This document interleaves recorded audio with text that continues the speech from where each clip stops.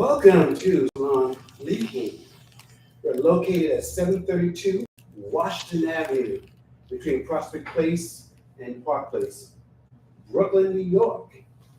Our subject tonight, we're talking about politics. Where do we go from here? The attempted assassination of Donald Trump. Also, we're going to talk about Biden. Where do we go? Let's open up the floors to Lucas. Kenny? Hey, how you doing? Well, thanks for having me. Actually, I tuned in last night to Trump speaking to the Republican Party in the world and taking into account all the things that I've heard him talk about over the past years, as well as his behaviors that he's displayed, in public and camera, and things that he said, and attitude and hostility. And to me, I think that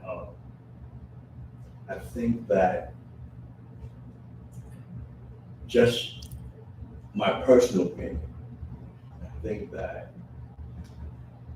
he's not the person that I would want to see be in the position that he's trying to obtain, as far as being the president of the United States. Just based on all those things I just described, I just mentioned.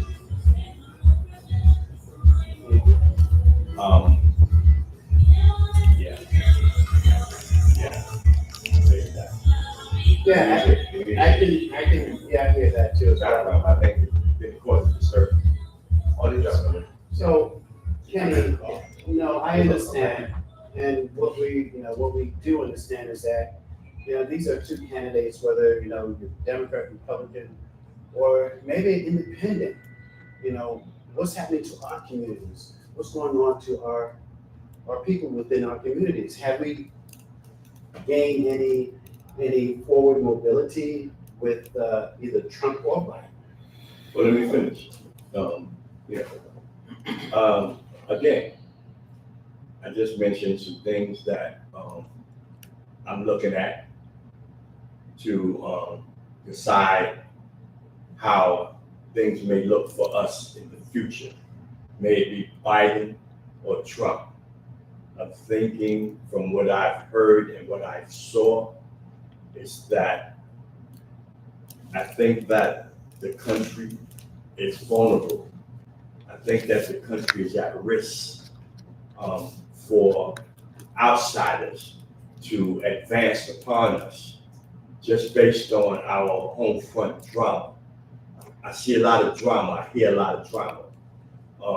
I hear a lot of things that just doesn't sit right with me personally, based on what I've heard from Biden particularly, his age. I'm not saying that based on what other people are saying. I'm making my own assessment. And to me, he doesn't have what it takes to go another 4 years. Okay. Trump, I can't trust him. I can't trust him with my life and with our life in the United States of America. That's how I see it. So we're in a quandary. We don't know, because we're in uncharted waters right now. And especially for our community, that has even trickled. It's really something else. H, I'd like you to chime in and because we're talking about our community as well as other communities, but our community really gets hit the most. So black and brown communities, melanated communities, they get hit the most. Chime on this, your opinion. I'm not asking for anything else but your opinion. Where do we go from here? I think that we are in big trouble right now. That's what I'm thinking, you know, as my brother alluded to, I believe Biden, he is up there in age. I'm gonna just say Biden is old. I really don't think he could go another day, another 2 months. Okay. Trump, now he's trying to change his tone a little bit. Now he's talking about bringing the country together, which that's not what he was saying all these years. He said that the first time, right? Exactly. That's just rhetoric. That's just rhetoric. And, we fell for that already. That's why I said that we in some deep trouble right now. We're in some deep trouble, especially for the Black community. Like you said, it's just rhetoric. He's just talking rhetoric. You understand? So I don't see it getting better right now with these particular candidates that's in office. So I don't know, man. I really don't. Gotta pray about it. I just don't really see a change. That is big. That is big. I would like to piggyback on what H just said also, is that, the language. You understand that language is what we speak and what we hear, what we understand. And his language demonstrates that he's not playing fair. And this is where we feel like we're vulnerable. There's a lack of trust there, because of his language. He talks things that sound like separation. Yes. Well, he's not talking, I don't want to cut you off, but he's not talking to us. Okay. And you can't even make that, what he's saying is not about us. It's about people who don't like us. And that's why, and again, we had a previous discussion. And what I like to say is, you have to look at things in somewhat of a historical perspective. Mm-hmm. Go back to after the Civil War, you go back to Reconstruction. Black people was down south, they was running, they was in the legislation. And the existing white people created the Ku Klux Klan and all of that. So there was nothing about let's play fair or let's be Democrat. They went on a campaign of terror. Anybody, they killed people, they hung people, they burned things. It was nothing about fairness and it was nothing about democratic process. Now, we're not quite in that stage where people are running around lynching people. Yes. But we are in a reactionary stage from the 8 years of Obama. And I don't know if you want to say it or not, but this is what's happening. You had 8 years of a black man president of the United States. For a lot of Europeans, that was the worst thing that could ever happen. And now we are in the reaction to that 8 years of Obama. They went and got the worst speaker, a man who just spews misogyny, racism, colonialism every day. This is the guy they telling you we like what he's saying. You gotta understand, they telling you what's in it. They like what he's saying. And I don't know how everybody's trying to ignore that statement because that's what's going down. They like him standing up and saying, oh, we're gonna turn this country white again. This is a white man country. And that whole thing with Obama, that was a mistake and an accident, and I'm here to let you know. I'm not about that. So when you say what he's saying, no, certain people, again, you go to these rallies, yeah, they put this some old lady, they put the mic in, oh, I like what he's saying. It's like, what? She don't represent us. They don't speak for America. That's an individual She speaks comment. for her people. Right. You see them rallies, they may not be the biggest rally ever that he be talking about, but they ain't empty either. Rallies are full. So it ain't like there's 100 people us, there. right? No, there's thousands of people. So it ain't like he's talking in a voice. He's talking to people who are responding to what he's saying. Now, like you say, like I said, man, you know, we tried, black people, we was raised to be courteous, or at least, you know, not to be, I can't even think, but not to be like abusive in a conversation. Okay. You know, cause I don't know how you got, but when I was raised, like, you know, words get you in trouble. As you say, words mean something. They mean a lot. Yeah. And certain things you saying when we was growing up would get your behind beat if you couldn't fight. Yeah. So what he's saying, he's expressing himself, and the people who are coming out, the people in Michigan, the people in Virginia, Florida, all these people that are coming out and buying all this merchandise, you know, they're paying what? He's selling you $500 sneakers and bullshit cards that he's selling for like $100 that cost him $10 to make 10 cents to make. They're buying Band-Aids next. Band-Aids, patch. Are you buying the Band-Aids too? It's all transaction. This is a scam Merch. situation. This Selling a lot of guy merch. is peddling bigs. Well, anyway, And nobody's taking account of where that money's going. so China.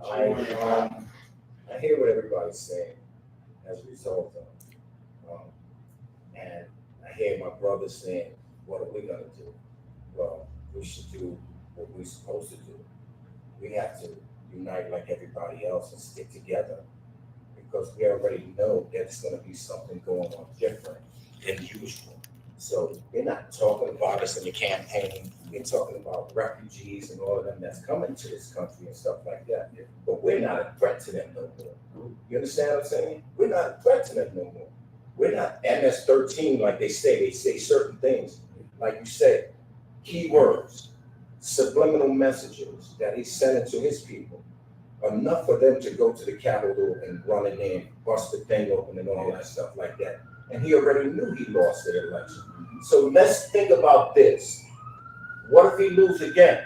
It's gonna be more shit. It's gonna be worse. It's gonna be more It's gonna be shit. worse. That's the thought. What if he loses again? You're gonna discredit. I'd rather have old Biden in there than to have him in there, coming in here, signing this, letting all the people out that tore up the White House and all that, which is history that we'll never forget. All of us will never forget that. That's the story we can tell our grandkids. Nobody ever rushed the White House like that. But he has the influence on people like that because he used subliminal messages to people. He goes to the poor white people and he says things like, make America great again. You understand? Like, when did it go bad? Exactly. That was my question. When did you stop it? When did the country So- stop being great? The subliminal message is make America great again. Which means make America white again. See what I mean? The country was never great when they was hanging us. Right. No, it was great then. It wasn't great It for was them. great for us. For them. When we talk about this. Right. But from my perspective, what I witnessed last night, that attempt assassination on him made him change his ways. I don't believe that. I honestly believe it. I know. And we have to give it time to see if it actually takes place. Well, First off, we need to get I'm prepared not for it. clear that he didn't have something to do with that whole racket. Because I'm not saying that. A lot of people I'm not suspicious. You can tell A me. lot of people are You saying can tell in his me. I'm ear, not a conspiracy guy. Look, we talk, and I'm always the guy like our Duke, man. you know, in Hollywood, they got all kinds of things that make This people let you thing bleed. don't look. This thing, there's something about this that don't pass the smell test. Right, everybody's saying that. The guy walking around with a gun and a ladder and On people the roof. calling it, oh, there's a guy with a ladder, he's got a gun, and he's climbing on it.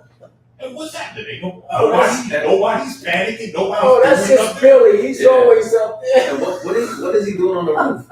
What is he doing with a ladder? Yeah. But you know, I want to circle back to what you said, H, which is important to me. Everybody said something important to me, but I just want to hone in on this because I pray a lot. I pray, and one of the movies that turned me on was Avatar. Okay. Avatar, the blue green, people? yeah. So with that, there's a scene in the story where Avatar was calling on God, the Most High God. Mhm. And God came down because they were, killing them. Yeah. And they didn't have any weaponry. They lived in peace. And so God said, these are my people too. These are my children as well. Yeah. The people that were killing the Avatar. Yeah. And so they went back and they cried out to the Most High. And the Lord said, okay, I hear you. I hear you. I don't know if you guys remember that scene. I hear you. And what happened was that the Most High God allowed Mother Nature, which is the planet, the rocks, the air, the wind, the hurricane, the water, the fire, everything fought them, and they won. And I think sometimes as melanated people, we came out of a scene where our ancestors, went to the Lord and prayed and even fast and asked for help. I think we're in this situation now. We're in this what I would say, this quagmire right now, this uncharted water right now. Uncharted territory right now. So I think that as a praying people, men, women, seeking the Most High, I don't care what religion you are. You can be Hebrew, but they do have black Hebrews, right? They have Christians, we have Muslims, just go and seek the Most High God, because we're in some untroubled territories, untroubled waters right now, and we need to tap into the Most High God for direction. When you have these things that's happening to, in our communities, we're affected by the economy. We're the last one to get things done or to get things from this from the country. So we do have to tap in. Just gotta really look at the bigger picture. At the end of the day, it begins and it ends with you. No matter what they do up there in the White House and all that stuff, no matter what we vote for and stuff like that, by the time we do get anything we voted for that is promised to us, it's too late. You know what I mean? We in debt, we in everything. You understand what I'm saying? So we have to look at the bigger picture and start to, there's people that come to this country and they got a house or apartment. You can stay there, and they all live there until they can get this one on his feet, get this one on his feet. We were taught to separate, you know what I'm saying? Willie Lynch syndrome. But, and it goes on for years and years. And then, Right. But the thing is, we know better. We had our own Wall Street. Black Wall Street. We can have everything we want. It's just that, we got to get out of that mentality of separation. You understand what I'm saying? And if we can pull the younger ones in a little bit, we can probably get somewhere, because they are the ones that's going to be carrying the torch at the end of the day. Exactly. But if they think they're going to come down here with all that old stuff, hanging people and all that, these youngins ain't having that. We ain't having that. They can go on with Let me ask you Days something. off. Let me Days ask off. anyone that They were right. how do we, as men, black, everyone here that I see, you're leaders. You are leaders. How do we change? How do we turn this around? Just continue to be a powerful example. They go with what they see. You know what I'm saying? If they go see, if you're living in it with them, then and when things go on, you're in there with them. But if you're aside, you know what I'm saying? And then they're going to do whatever they're going to do. They're going to come to somebody they can trust. You know what I mean? Because everybody raised their kids the way they probably was raised. And they put that structure in them. And they go out there with their friends and all that stuff like that, and they get kind of misled. But at the end of the day, when they get sat down, they remember all that stuff, and they try to change. I can tell you about me. I was out there. You understand what I'm saying? And I did what I did, and I accepted the fact that I did what I did. And as a result of that, I did what I did, and I came out and created a family. I have 4 children. They all grown, they all professionals, they all went to college and everything like that. And right now I'm back here because I have all sisters, so I know they need me around. My spirit led me home. I could have stayed in Baltimore or wherever I was, but I'm not better than nobody. You understand what I'm saying? It's just that I'm doing better because I want to do better. And I heard what my mother was saying to me when God sat me down. You understand? If he didn't, I probably wouldn't even be here sitting right here talking to you because of the way I was living out there. You understand what I'm saying? And people that know me know that. But I got children now, grandkids, all of that stuff. And I'm blessed to be right here right now. And anybody that I can tell my story, you understand what I'm saying? Whatever they can get out of it, they can get out of it. You understand what I'm saying? You can't help everybody. You know, you can tell them, yo, you know what I mean? But they're not going to hear it until shit hit the fan or whatever. You know what I'm saying? Then they was like, yo, he told me though. You see what I'm saying? So I had to learn like that. I didn't have my father until the end, until he seen me raising my family, house and all that in Maryland and stuff like that. So now he's in my life. But I wasn't mad at him because when I was in relationships, that's how I learned not to be mad at him because I see that things like that happen. See what I'm saying? So I'm not, but with this politics stuff, I mean, going back to that, we gotta start looking at the bigger picture. We're not in control of Biden, we're not in control of Trump. You know what I'm saying? As an and addendum we to know that, that. I'd We know like to say that Go ahead. politics, Go ahead. the real important politics, we talking this Biden and this Trump thing, which is gonna be impactful. But the real politics is right out here on the streets where we live, in these counties, in these borough halls or whatever. That's where your life politics are at. What Biden is gonna do or what Trump is gonna, I mean, Trump can mess things up because Trump can totally wreck it. But generally speaking, the president ain't your politics. Your politics is out here in Brooklyn. And if you really want things to change, then that's politics you need to be more focused on. I mean, not that we can't worry about Trump and Biden and this, but that's. But what's going to really, you want to talk about what's going to happen for your kids or what's going to happen for your women or for you, you be better served. That's getting why these clowns downtown. That's why I support for black kids, HBCU. Those are black colleges. Okay. They need to go to black colleges. When I lived in Maryland, I worked at Morgan. Now Morgan, I went back there recently. Morgan has a medical school now. You know, once Hogan turned it into a state school, Morgan State University, man, when I was working there, I was a manager for the housekeeping department. But man, they were building. I went there recently, you wouldn't believe it. But we need to let our kids know that they're not gonna go to Harvard and learn nothing. They go to HBCU, they're gonna learn something because there's black professors there that know how to work with his own kind. So I really, after knowing that, I support HBCU. And instead of saying I'm going to Harvard, for what?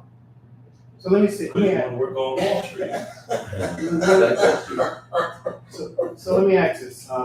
H, okay, when you leave here tonight, and you go back to your neighborhood, and there's kids in your neighborhood, what do you profess to talk to them about in terms of how to uplift them? Yeah, well, I always talk to the youngins. They call me OG now. I'm only 51, but they like 37, 38 now. Vanderbilt, know what I'm talking about. Yeah, that's true. Yeah, we talk to them, and I always, shoot the breeze with them. You gotta go, you gotta be positive, especially the ones with kids. You gotta work, man. You can't be out here. You gotta support the family. You got kids now. You can't be. A lot of them rather hustle than A lot of them really put in that time. No, a lot of young cats. Like you said, they want to hustle. They want that fast This money. man right here, he's a powerful example. They You know what I'm That's saying? funny. All you gotta do is continue to be a powerful example. Yeah. And then you throw seeds. Some of them gonna get them, some of them that's not, because they haven't reached their bottom of what they think is good for them. They're gonna listen, they'll listen. So, When you see us out there, what's up, OG, how you doing? Someone, they'll talk to you, they'll listen. But like you said, there's a lot of kids in all walks of life, all different neighborhoods, especially in the hood, Brooklyn, Harlem, the BX. They be like, we go for that fast money and get that car. They laughing at you. They laughing. You understand what I'm saying? They gonna reach in their pocket. Hey, show me something. Yeah. Yes, chime in on this. Let me piggyback on that. Yeah. In spite of like all the things that we just mentioned in terms of how youngins, what they choose to listen to when it comes to us. Yeah. Okay, we all know that they come across like they really may not be so interested in things that we may be trying to say to them because they look at us as OGs. They look at us as old, so we really can't tell them anything. So they come with that air, that attitude. definitely. They come with that. Okay. But I would, like to share with each one of you gentlemen is that in spite of where they're at mentally, as OGs, we have a responsibility. In spite of where they're at or what the commonality may be when it comes to old versus young. Yeah. And our responsibility is to carry a clear message. Like say for instance, you see a young brother, you know what he's doing. Okay? It's always about how we present or how we address an individual in order to get their attention, for them to be able to even just give us 2 or 3 minutes or 5 minutes to hear what we're trying to say. I take advantage of that. And what I do is I'll just, my responsibility is to let a young fella know or a young sister know that that your whole life, it doesn't exist in where you're at right now. It's much more to it than where we're at right now. Like I try to really reflect on the future. Like, okay, you're doing good now, you're looking good and things are going well for you. Okay. But do you have a plan? What it looks like for five years from now? What it look like 10 years from now? See, so I want to say some stuff that might get their attention to the degree where even if they really not let me know I've got their attention, I know what I'm saying has to seep in because that's the stuff that we heard. Yeah, exactly. That 5 minutes is very valuable. Right. And when you use those 5 minutes, you gotta go in with the key stuff. Right. That's gonna stick in their mind. So my Just responsibility. let it go, you know? Yeah. Sometimes you just gotta get when you get that 5 minutes of attention, get what you can get in there. Because you're gonna see it right away. It's a responsibility. And then if it's in their head, you know what I mean? They might, like, if somebody says something about my character defect, I'm gonna get defensive. Yeah. See what I'm saying? I'm not judging You you. might not hear it then, Right. but they heard you. Right. That's all I'm saying. Yeah. I'm not saying what you're saying is wrong or anything like that, but. No, you're right. You're absolutely right. First 5 minutes is crucial. Right. Yeah. But keep in mind, right, this is key words and key things that we're responsible to carry information. See, information is key. They may be lacking the information. They may think that it's not important to them. But if we point out that how that may affect their grandmother, what Trump is talking about right now, how that may affect your grandmother's Social Security, or your mother's Medicaid, or things like that. These are the things that we should be pointing to, so that they can realize, like, oh wow, he got a point here, So now antennas go up. Antennas go up because we all care about our grandparents and our mothers, and if they getting Social Security, maybe SSD, SSI, whatever, or if they're getting Medicaid and it's helping them pay for their medical appointments and stuff like that. That's real stuff to talk about. Like, are you really understanding where we at right now, Yeah. what's happening? Because these things happened before. This is not brand new. This ain't brand new. I'm a product from the 60s. Like I said, it's cycle. Everything runs in cycle. As they say, you can look at it as a pendulum. It goes to the right, it goes to the left. You know, And when it gets too far to the right, then the left gets crazy. Yeah. And And brings vice it versa. back. And then when it gets too far to the left, then the right gets crazy and brings it back. And that's what happens. I mean, it don't stay in one spot. And popular sentiment can change. And we're in a propaganda age now. I mean, the stimulus and stuff that's hitting us now has never, ever been present. There's too much information out there, and there's no verification. It's like Google has us beat it. Everybody's just got their own information, and that's a problem. Everybody can't have their own truth. It's not going to work. And that's why we had to tap into the spirit. I'm a big believer of tapping into the Most High God, because that gives me discernment. You know, I may not walk down a block because I'm hearing something in my heart and my mind, and I'm tapping in. That's the only way I can, you know, if I have challenges in terms of this technology, you know, AI, right? AI doesn't have the spirit. It doesn't have the soul. That's the next big problem. Yeah. So I have to, can't, because it's artificial. it's artificial. I have to, exactly. So, you know, God is not in that AI. There's man that's in the AI. So I have to tap into the Most High God that's within me, right? So you can be prepared for whatever comes out of your mouth. When you talk to them, you got to keep your strength so you can give strength. So if you dealing with the higher power, that's giving you comfort enough. So when you get that 5 minutes, you see what I'm saying? You're coming at them in a spiritual way, but in a positive way. See? That altar, you know, the altar which you all go and pray at the altar. Yeah. That altar's within us. Yeah.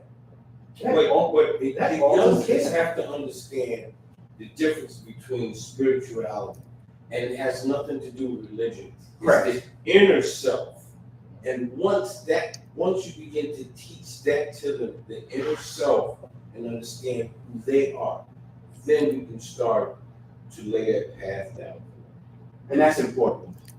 It will come to you. That's important. And as black men, as black leaders who we are, everybody here is a leader. And we have to go back to our communities and try to, you know, instill in them these conversations that we're having tonight. Absolutely. You know, this is going around the world right now, but as we talk to our communities that we are in, it will help our kids. It will help, you know, you have a daughter, you know, it will help our kids and their kids. And so we're responsible. And sometimes I hear this voice that we're the ones that we've been waiting for. Yeah. We're the ones that we've been waiting for. It's just, we have to, you know, just, you know, drill down and say, okay. And our kids also see what's going on. Yeah. You know, my daughter always asks me, she's 20, she's going to be 21. She's always asking, Dad, you see what's going on? You see what Trump is doing? You see what he's saying? You know, they in tune because they, you know, it's the new generation. What is it, Gen Z? Yeah. They up on a lot of different stuff with the technology. There's a lot of information out there. A lot of information. That's why you can walk around with phones and all. I don't know that. We gotta stop playing. You know what? One of the things that came to me this week, this is through my prayer time and so forth, that if we live in fear, we cannot create. To be creative, you can't live in fear. Can't. And if we do live in fear, Can't create. the breath that we have cannot create. You know, so, you know, we, at least what I'm doing with my children, my grandson, is, look, there's no fear here. Because fear is it locks you down from It's like an creating. obstacle. It's an obstacle, and you can't create once you live in the fear. Yeah. And, you know, if you want to be a a scientist, you want to be an astronaut, whatever you want to be, Mhm. that fear, cannot be there. And, help them to, propel beyond the fear. Because, coming up, you can live in fear, Mhm. and it bars you from going Yeah. anywhere. Plus, It plus, stifles you. yeah, You don't want Yeah. to take those steps. You Exactly. want to stay in that zone where you don't feel. stagnate. Exactly. And as we go back tonight, to our own neighborhoods tomorrow, we got to tell our children, there's no fear, there's no trepidation. We can't live in that. We can't live in that environment because we can't create. You gotta move forward. Yes. So, okay. Yeah. My mind keeps bringing me back to the beginning of the group, beginning of this session, the beginning of the topic. Right? And,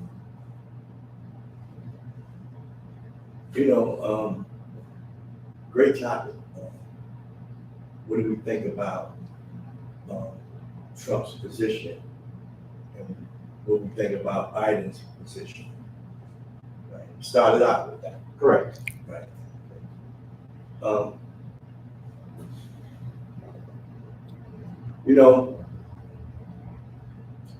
I think that we are all here old enough to reflect from when we was maybe 10, 11, 12 years old. And we remember our parents during times of election, when voting was coming to play. And we remember the chatter, the talking about who they favored as opposed to who would be a better president versus the other president, right? We grew up hearing these things in our living rooms, right? When I was young, I remember us sitting on the floor and with one television in my mother's bedroom, and we all surrounded the television. And when President Kennedy was running for to become the president of the United States, and during that time, Black people particularly was in favor of him simply because in his rhetoric, as you mentioned, he was speaking about things that appeared to be beneficial for Black people as a whole. Okay. Possibilities. No, well, like I said, in his rhetoric, he advocated. Presented you with the possibility Yeah. of better. Okay. You can use that too. Right. I remember when he came to Brooklyn. Right. I remember too. Well, actually, not him. His brother, Robert Kennedy, at the Fox Theater. No, I remember when John came. Okay. But again, my reason for mentioning this, right, is that we always concerned about our well-being as a race of people.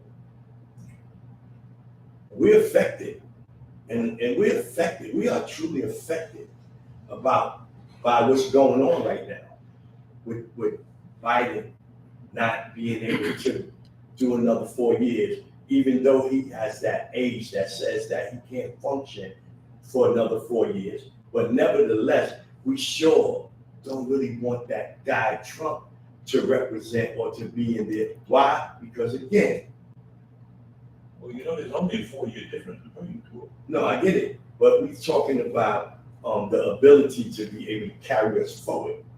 We don't want to move back. We don't want to go back.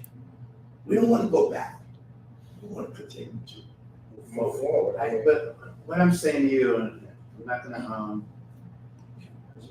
we're gonna move on. But what I want to say to you, I think this has been pressing on my heart, that whether it's Biden or whether it's Trump, it doesn't really matter. It's us. That's not really true. Okay. Trump, the policies, it does matter. The point that Biden's done a lot of things that people tend to gloss over. Mhm. And all these infrastructure projects, which are creating jobs which black men are getting. Now, not like it's all about us, but yeah, it's employment for us too. I'm a union guy, so I'm gonna tell you, we about work, and this guy is making work for working people. All these projects just cross the Hudson, repair the bridges, fix the airports, open up manufacturing in these bring manufacturing back to the Midwest. I mean, I don't see how you can, not feel like that's gonna be positive. What I'm saying to you, I'm looking a little bit beyond that. I'm saying to us as men, melanated men, that we have to take responsibility upon ourselves. And whether who's in office, whether Biden's office or Trump is in office, we have to now, put on our big. We still gotta represent ourselves. Exactly. I think we're all aware of that. Yeah. I think responsibility starts from within. I'm sure we all aware of that level, that we have to be responsible. Well, that's the only reason we all sit here. In our community, Great point. in our family, right? We have to definitely carry a level of responsibility. Okay, no question. Great. We our own union. Yeah, but we We call it. what I'm saying is that at the end of the day, Brothers. we have to be responsible. No, they hiring over there, right? You know what I'm saying? We have to be responsible for our own. We always gotta put ourselves first, because ain't nobody else gonna put us Exactly. first.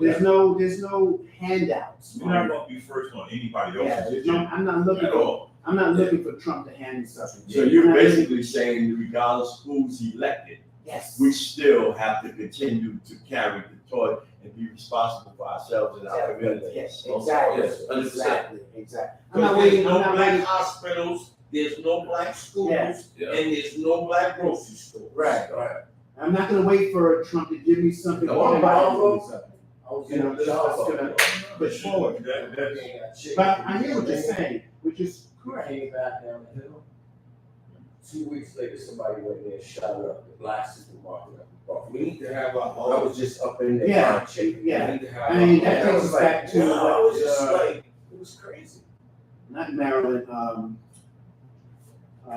Black Wall Street, Oklahoma. Oklahoma. In the 20s. Yeah, Tulsa, where they had their own stuff. It was like their own city. They had their, come up here, Wait, brother. let me just chime in. Yeah, please. Like Farrakhan said, we have the power to do for ourselves. Why do we continue to ask those others to do for us when we have the power to do for ourselves? That is absolutely correct. Correct, brother, correct. So, Sir. I wanna That's why we say, need our own union. yes, Yeah. yes. Yes, sir. I do wanna say thank you Help to, each other, hey. Yes, stick together. yeah, and well, tonight, we're gonna take this back to our communities and, talk to the youth. This was great. Yeah, This podcast was. And this was kind of like really intimate, I got some stuff off my chest, and everybody has, I kind of got off the topic because, it can lead you to things that you probably held on to, but you didn't share or something like that, but. and whatever is in good. you. Everything is good. My head is on right and everything like that. It's just that, what I left in Baltimore, Maryland, and stuff like that. Mhm. Sometimes it's hard to swallow. You know what I mean? And coming back home and stuff like that. But my spirit let me home. I didn't leave nothing. I left my kids there. Mhm. You understand? They're all doing well. They're all grown. They're all up in their 30s. They all got kids, whatever. I did that as coming from the street. But what I'm saying is my spirit let me home. And I'm trying to figure that out. Follow your spirit. You understand what I'm saying? That's why I'm here. But I'm here, but I'm still trying to figure things out. You know what I'm saying? While I'm here. You know what I'm saying? What my purpose is as a result of coming back home. See, I didn't have to, but my spirit let me home, and I'm here. And I do When you everything. did say, you said your sisters needed you. Yeah, I mean, like they got the house. I'm a carpenter. I have my own business there. I work in the hospital at night, but I do that. I'm a plumber, all of that. So I came home already did the plumbing and all that stuff like that. You know, So you maintain your house. yeah, I That's your mean, foundation. they couldn't do it. That's your foundation. They couldn't do it while I'm there, and That was the spirit. everything's better for them. That's the spirit that brought you back here. Yeah, So Emma, That's family, we gotta watch out for family. Yeah, I got all sisters, man. I Family should mean, be you the know what I mean? foundation of a lot. I've been fighting for them for years. years. That is our whole purpose, You to know? make things better for others. Yeah, I'm not angry about nothing. I do what I just needed. Sir, But at the same time, you know what I'm saying, I'm doing what I have to do for me while I'm here. Because I want to set a foundation while I'm here also. Exactly. You know what I mean? Because I don't really want to go back to Boston. got you, got you. I want to stay here. I want to stay home. So as we wrap this up tonight, is any particular thing that you guys have in your heart that you wanna? We just want to thank you for allowing us to get together so we can share some stuff. You know, grown men sharing some stuff that, you know, sometimes, you Intelligent know, when we conversation, share things, we Nobody's hear cussing. what we share, you know. just If trying there's to. something you back. share, you can find a solution in it because it's coming out of you, so you're hearing it. You can find a solution that as you share it. Definitely. So they say pain shared is pain lessened. I love that. H? It's just great, man, just sitting here with the brothers, sisters, you know, just sharing and building, you know. I always thank you for the podcast. You understand what I'm saying? You're doing a great thing. We thank you. And pillar the community, keep it up, keep up the good work. And this is very important to our perspectives, you know, especially as Black men in America, in Brooklyn, New York, and New York City. This is imperative. Thank you. Thank you. Okay, thank you. Good time Thank you. for spearheading this podcast, making it available for us to be able to talk about things that matter to us as individuals, as well as our families and our community. I think this is the beginning of something that's going to grow and impact us in a positive way. So I want to say thank you. Thank you. Young man, how are you? I'm great. I just like to say thank you for having me. A very interesting topic tonight. I'm blessed to be amongst my brothers. And I just get up every morning and do what I'm supposed to do. You know, I try to make a difference in people's lives in a positive manner. Thank you so much, my brothers. You are all leaders. Each and every one of you are leaders.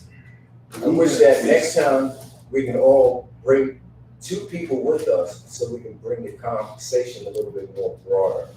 We need to do that, you know what I'm saying? Maybe you can bring somebody, they might hear something that can save their lives, or they can share with their friends or whatever like that. So this is great that you're doing this, and I think that next time, like Kay, you came with somebody, everybody brings somebody. You understand what I'm saying? You don't have to be women if they're here, that's okay. But we all need to bring somebody, you know what I'm saying, to build this up more, and it can grow from there. And that's all I got. Thank you. Ray, thank you, my brother. Thank you. Thank you very much. Okay, Well, I need a more, And it, We off there? we still talking, I'm ending now.